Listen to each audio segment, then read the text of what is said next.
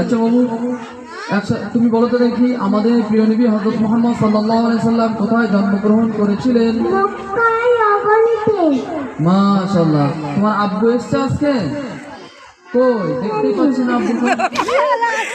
আচ্ছা দাদু আছে, আব্বার আব্বা আছে, তার মানে বিশাল ব্যাপার তোমার।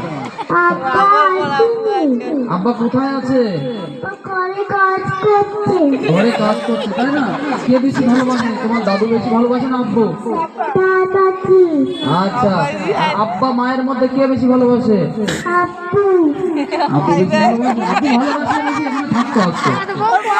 তোমার আব্বুর অনেক কাজ। এবার বলো, আমাদের নবী সাল্লাল্লাহু আলাইহি সাল্লামের মাতার নাম কি? আব্দুল্লাহ। মাতার নাম, মায়ের নাম বলেছি। হ্যাঁ বাহ মাশাআল্লাহ।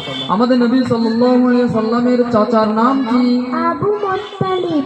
মাশাআল্লাহ। এবার বলো, যে সমস্ত লোকের নিকট নবী পাঠানো হয় তাদেরকে কি বলা হয়?